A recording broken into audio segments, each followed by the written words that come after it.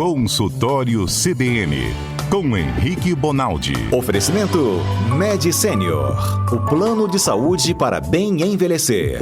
E Água Pedra Azul, o seu estado mais puro. Doutor Henrique Bonaldi já com a gente aqui ao vivo. Boa tarde, doutor. Tudo bem? Boa tarde, gente. Vocês estão bem? Como é que vocês estão? Bom demais. E por aí? Tudo bem, tudo na santa paz, graças a Deus. Eu já ia falar, o doutor Henrique já nos abandonou aqui, tá quase no momento de pré-natal, falou assim, não vou participar não, vou deixar vocês na mão hoje, mas ele tá aqui pontualmente com a gente. Adalberto quase morreu do coração, tá, doutor Henrique? Não, Adalberto, é porque quando a escola acaba, dobra o trabalho de pai e mãe, né? Elas estão comigo dentro do carro aqui, ó. Tô dentro do carro olhando para as duas aqui, minhas duas pitucas. Hoje tem um desafio danado. Ô, doutor Henrique, e que história é essa que a Adalberto trouxe esse assunto pra gente conversar hoje sobre o risco de infarto no final do ano, final do ano também, né, Johnny? no final da semana, que aumenta mais. Por que, doutor? Isso, se a gente olhar os números assim, a gente vai ver que aumenta mesmo de sexta-feira para frente? Esse pico, Johnny, ele condiz com alguns eventos. Algumas explicações teóricas explicam isso. A primeira grande explicação é que toda época festiva, isso é muito comum em Carnaval, Natal, Réveillon, feriados grandes, o sujeito não só esquece o remédio, como ele enfia o pé na jaca mais do que deve, né? Hoje de manhã no jornal nós falamos sobre a possibilidade de enfiar o pé na jaca. É verdade, entre Natal e Réveillon não é o problema. O problema é você enfiar o pé na jaca entre o Réveillon e o Natal. Mas pode enfiar o pé na jaca o cara que se cuidou o ano inteiro. O cara que não se cuidou e chega nesse final de ano e ele exagera na bebida, exagera na comida, no sal, exagera no tanto que faz festa e dorme menos. Esse indivíduo acaba sendo o cara que se propicia a ter mais doença cardiovascular aguda, como, por exemplo, o infarto, a descompensação de um quadro de insuficiência cardíaca, ou seja, um coração que não trabalha bem e que estava sendo mantido por bom remédio, bom hábito, ele esquece o remédio e tira o hábito, já era. Então, esses eventos acontecem. E tem mais uma coisa, durante o período de festa, você não vê o cara querendo ir para o hospital. Então é assim, segunda-feira que eu ia ter que trabalhar, qualquer dor abdominal que eu tenha, eu prefiro ir para o pronto-socorro do que ir para o trabalho, certo? Na noite de Natal não é assim. Puxa vida, veio minha família inteira, veio lá de Coporanga e eu agora tenho que ir para o hospital. Eu não quero ir. E aí o cara tarda o diagnóstico. Ele demora mais tempo para fazer o diagnóstico. E isso, para a doença cardiovascular, é excepcional. Por exemplo, existe uma máxima, Johnny, que fala assim, que músculo é tempo é músculo. Ou seja, quanto mais tempo infartando eu fico, pior são minhas condições. Porque eu acabo perdendo mais músculo. Isso no cérebro é a mesma coisa. Quanto mais tempo eu fico entre a hora que eu faço o AVC e a hora que eu trato, maior a quantidade de tecido neural, de tecido neurológico lá no cérebro, a maior parte do seu cérebro vai sendo morta por aquele evento. E o cara na noite de Natal, ele não quer ir para o hospital, bicho. Então ele chega lá no hospital, 00:30, 1h. Que hora que você começou a sentir esse trem? 5 horas da tarde. Meu Cristo amado, ele já perdeu o músculo a dessa. Então essas condições acabam favorecendo não só para um maior número de eventos, como também para que os eventos sejam um pouco mais graves.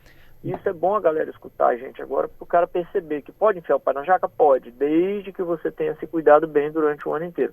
Caso contrário, você está ali com a fichinha do problema na mão, só esperando o seu lugar na fila. Interessante isso que o senhor fala. O Jorge, nosso ouvinte aqui, está falando sobre, nessa época do ano, muita gente viaja, fica de folga, aí vai bater aquela peladinha que não joga o ano inteiro, né? Junto com isso vem a bebida, vem a gordura. Agora o senhor está falando da questão dos sintomas, né? Ele falou da dor, que às vezes vem, você acha que é muscular e não é nada.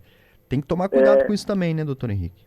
E assim, a gente já conversou algumas vezes, né, Johnny? Dor no peito não é igual dor no dedão do pé. Dor no dedão do pé, você tem ela hoje, resolve ela daqui 3 meses, não tem problema. Mas dor no peito, cara, você não vai durar esses 3 meses. Então dor no peito deu, ou às vezes até dor na ponta do estômago. É muito comum infarto com dor na boca do estômago, que a gente chama. Tá sentindo? Vá ao pronto-socorro, ainda que você fique lá 3, 6 horas e saia de lá com os exames normais, pelo menos você volta para casa sabendo que aquela dor minimamente não era nada naquele momento, certo? É diferente de ficar sentindo em casa e ter que ligar para o necrotério depois. Não faça isso. Isso é o dia a dia do cardiologista que está na porta do pronto-socorro, que está na UTI. O dia a dia do cara não é receber o paciente que não teve dor, fez exame, o melhor exame do mundo, descobriu a artéria ocluída, pouquinho ocluída, ela estava obstruída só um cadinho. Não é essa, o dia a dia do cara não é esse, isso é raridade. O dia a dia do cara é atendimento de gente que ficou em casa sentindo dor, teve infarto agudo, teve uma dor e não valorizou, foi levado pelos familiares ao pronto-socorro quase que à força. Esse é o nosso dia a dia. Então, não seja esse indivíduo, porque você perde muito músculo. A chance de evento adverso é muito grande. O infarto por si só, Johnny, ele não mata. O que mata são as complicações do infarto. Quem complica no infarto? Complica o cara que não dá o diagnóstico rápido, complica o cara que não se cuidou, complica o cara que tem 3 meses que ele está sentindo uma dorzinha e ele não contou para ninguém. Esse é o cara que complica. O infarto por si só, ele é mais raro dele matar, o infarto fulminante, né? O infarto fulminante ele é muito mais raro do que os outros infartos que dá tempo de tratar. Qual é o problema? É que às vezes dá tempo de tratar, mas a sequela fica muito grande. E quem é o cara da sequela? Esse sujeito, que não se cuida, que tem dor e não conta para ninguém, que tarda para dar o diagnóstico, que não procura o sistema de saúde. Esse aí é a bola da vez para ficar lá com falta de ar, inchaço nas canelas. Esse cara que é o problema. Doutor Henrique, esse infarto fulminante aí é o que a gente costuma ver nos filmes, né? Que normalmente é o que o senhor está falando que é até mais raro. Que a gente, já sente aquela dor no coração, já cai e morre. Mas... Ô Johnny, desculpe te interromper, olha que legal. Tem uma alteração no eletro, que a gente chama de supra, de ST, que tudo quanto é estudante de medicina, de enfermagem, de fisioterapia, quer saber como é que dá aquele diagnóstico. Por quê? Porque ele é um infarto muito grave, sabe? Era para ele ser, inclusive, um infarto mais grave. Só que de tão fácil que é para reconhecer no eletro e de tão bruta que é a dor, esse cara chega rápido no pronto-socorro, o médico dá o diagnóstico rápido e eu trato rápido. E olha que incrível.